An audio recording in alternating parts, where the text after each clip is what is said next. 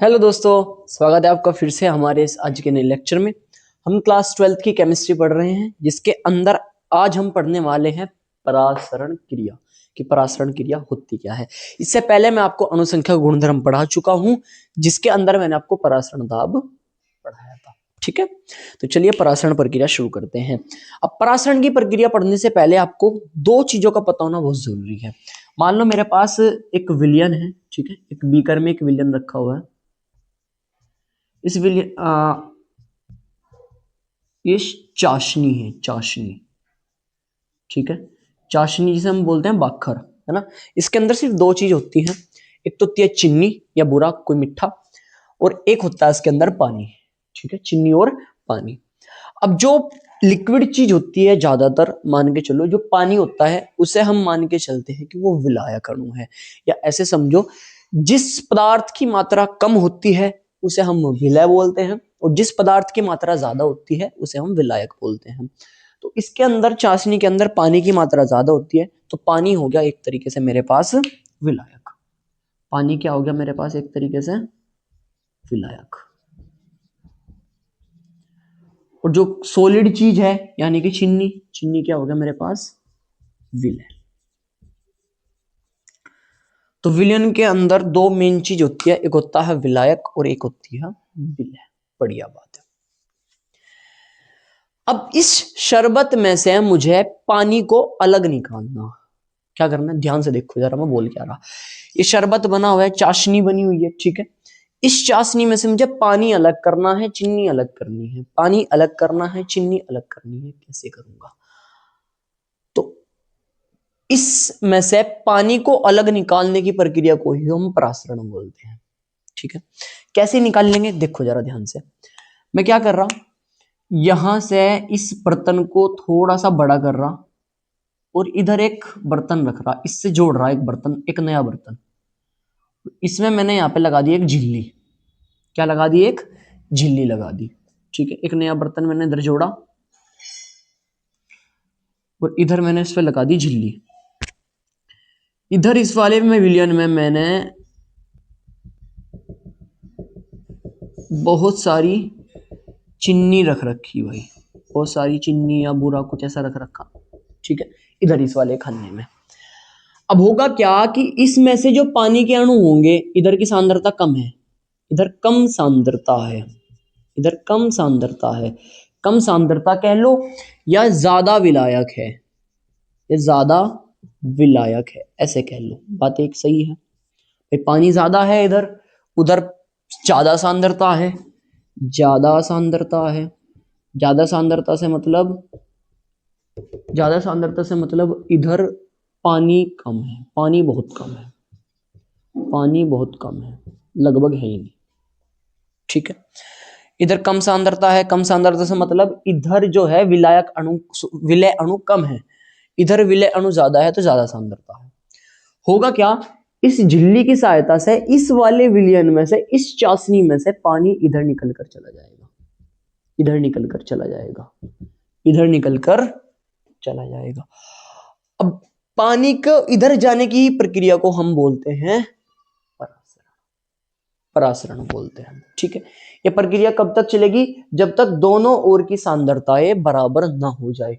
इधर सांद्रता कम है, इधर सांद्रता ज्यादा है, कहने का मतलब इधर मेरे पास जो चीनी थी वो बहुत कम थी, इधर मेरे पास तो सिर्फ चीनी चीनी है। तो जब दोनों तरफ सांद्रता समान हो जाएगी, इक्वल हो जाएगी, तब ये प्रोसेस रुक जाएगी, ठीक है। अभी लिखेंगे क्या सर थ्योरी में? हम थ्योरी में आप ऐसे लिखोगे। अच्छा, ये जो झिल्ली मैंने लगाई है, जिस झिल्ली में काम हो रहा है, इसे बोलते हैं अर्धपारगम्य झिल्ली, semi permeable membrane, semi permeable membrane, semi permeable membrane, SPM, semi permeable membrane, ठीक है, अर्धपारगम्य झिल्ली। थ्योरी में आप क्या लिखोगे कि किसी विलयन में से विलायक अणुओं का, इस विलयन की बात कर रही, किसी विलयन में से विलायक अणुओं का कम सांद्रता से अधिक सांद्रता की ओर गमन या अधिक सांद्रता की ओर जाना अर्धपारगम्य झिल्ली द्वारा परासरण कहलाता है। दोबारा, किसी कम सांद्रता वाले विलयन में से अर्धपारगम्य झिल्ली द्वारा विलायक अणुओं का अधिक सांद्रता वाले विलयन की ओर गति करना परासरण कहलाता है। स्क्रीन पर आपको लिखा हुआ दिख गया होगा, ठीक है, बढ़िया। तो हुआ क्या है, इसके बाद आप ये डायग्राम बना सकते हो। मैं ये निचली चीज मिटा देता हूं। ये स्टार्टिंग में आप समझाने के लिए थे कि विलय और विलायक क्या होते हैं, ठीक है। ये अब एक बड़ा सा बीकर था, इसमें इधर मेरे पास चाशनी भरी हुई थी, ऐसे समझ लीजिए ना, कोई विलयन था जिसकी सांद्रता कम थी, इधर सांद्रता ज्यादा है। अब ये एसपीएम है, यानी कि अर्धपारगम्य झिल्ली, और अर्धपारगम्य झिल्ली में से इस विलयन से इधर पानी जा रहा है, इधर पानी जा रहा है, यानी कि विलायक अणु जा रहे हैं। इसी प्रक्रिया को हम क्या बोलते हैं, परासरण की प्रक्रिया, ठीक है, बढ़िया। इसका उदाहरण क्या है सर, देखो इसका उदाहरण, आपने किशमिश देखी, सूखी हुई किशमिश, सूखी हुई किशमिश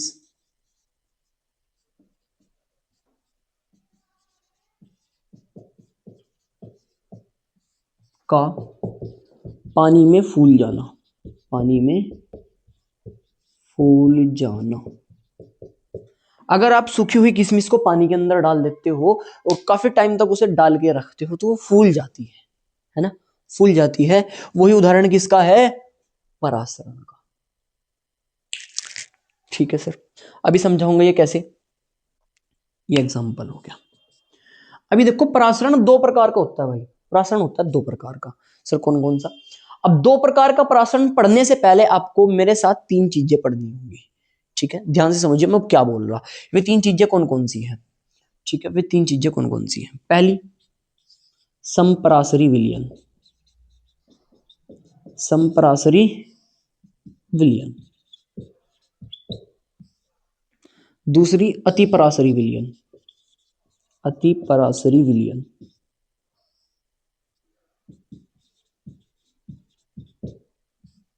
और तीसरी, अल्पपरासरी विलयन, अल्प परासरी विलयन, ठीक है।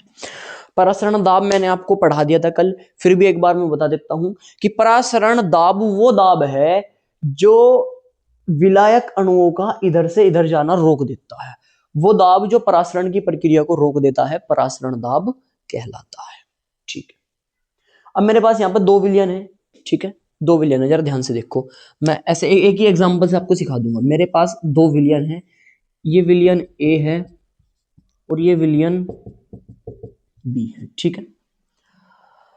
अब इसका जो परासरण दाब है मान लो वो पाई 1 है और इसका जो परासरण दाब है मान लो वो पाई 2 है, ठीक है। परासरण दाब को पाई से प्रदर्शित करते हैं। इसका परासरण दाब पाई 1 है, इसका परासरण दाब पाई 2 है।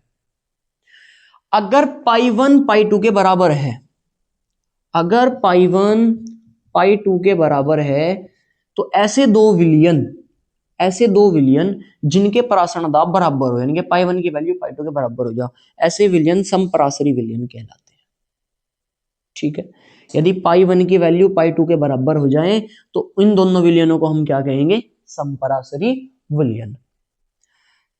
अतिपरासरी विलयन से मतलब क्या है कि पाई 1 की वैल्यू ज्यादा हो जाए पाई 2 से, पाई 1 की वैल्यू ज्यादा हो जाए पाई 2 से। तो एक इन दोनों में से एक ऐसा विलयन जिसका परासरण दाब ज्यादा हो उसे हम बोलते हैं अतिपरासरी विलयन। जिसका परासरण दाब ज्यादा हो उसे हम क्या बोलते हैं, अतिपरासरी विलयन। अल्पपरासरी कौन सा हो जाएगा, जिसका परासरण दाब कम हो, यानी कि पाई 2 का कम है पाई 1 का ज्यादा है, ऐसे मैंने मान लिया।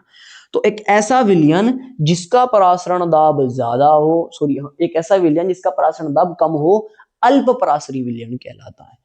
ऐसे दो विलयन जिनके परासरण दाब समान हो समपरासरी विलयन कहलाएंगे। ऐसा विलयन जिसका परासरण दाब दूसरे के सापेक्ष ज्यादा हो अतिपरासरी विलयन कहलाएगा। ऐसा विलयन जिसका परासरण दाब दूसरे के सापेक्ष कम हो अल्प परासरी विलयन कहलाएगा।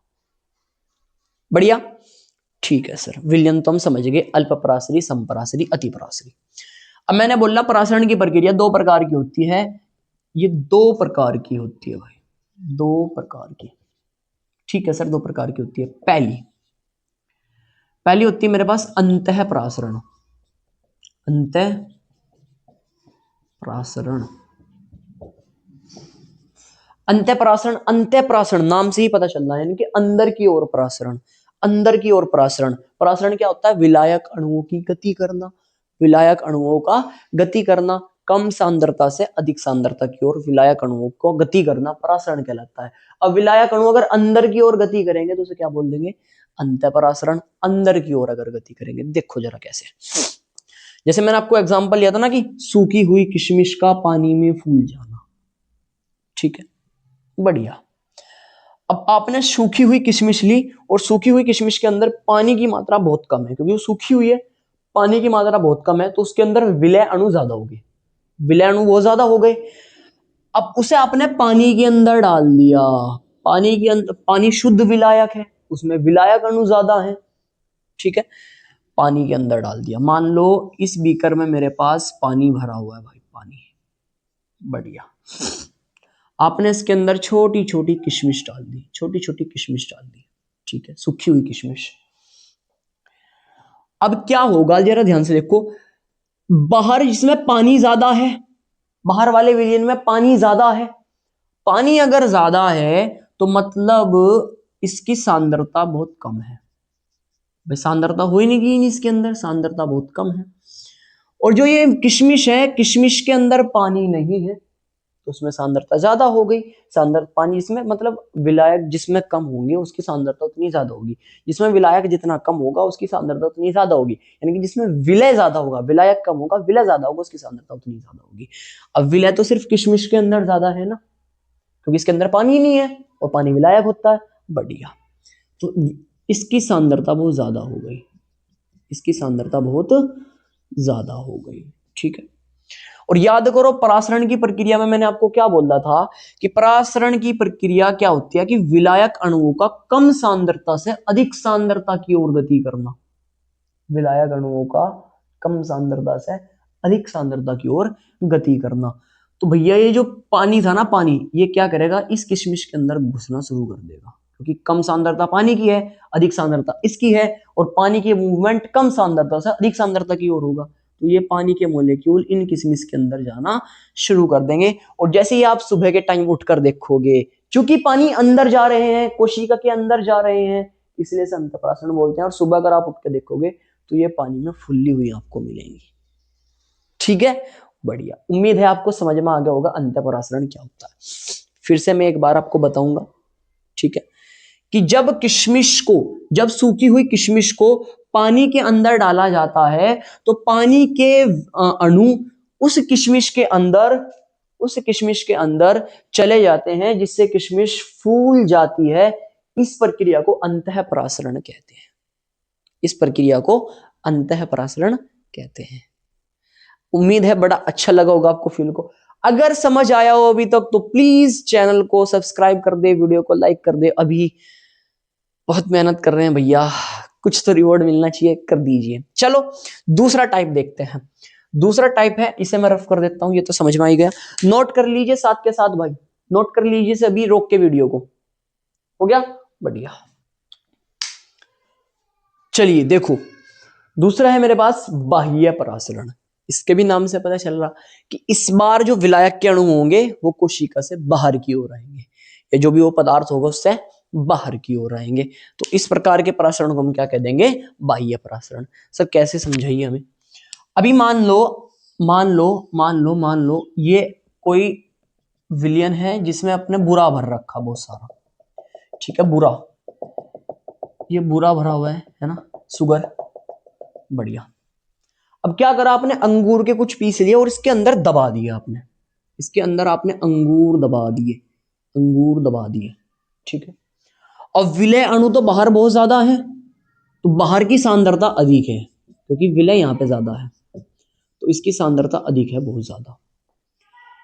अब अंगूर के अंदर तो पानी होता है भाई, अंगूर के अंदर तो मीठा रस होता है, पानी होता है, तो इसकी सांद्रता कम हो गई, इसकी सांद्रता कम हो गई, ठीक है। आपने इसके अंदर दबा दिया। अब जैसे ही आप एक दो दिन बाद देखोगे, सुबह उठ के देखोगे, तो पानी का मूवमेंट होता है, विलायक अणुओं का मूवमेंट होता है, सिर्फ विलायक अणु गति करते हैं भैया परासरण के अंदर, ये मैं आपको ऑलरेडी बता चुका। तो क्या होगा कि कम सांद्रता किसकी है भाई, कम सांद्रता है इसकी अंगूर की, तो अंगूर का जो पानी था वो बाहर निकल जाएगा, अंगूर का जो पानी था वो बाहर की ओर निकल जाएगा, कोशिका से बाहर की ओर निकल जाएगा, जिससे ये अंगूर सिकुड़ जाएंगे, किशमिश में बदल जाएंगे, सिकुड़ कर क्या में बदल जाएंगे, किशमिश में बदल जाएंगे। इसी प्रक्रिया को हम बोल देंगे बाह्य पराशर।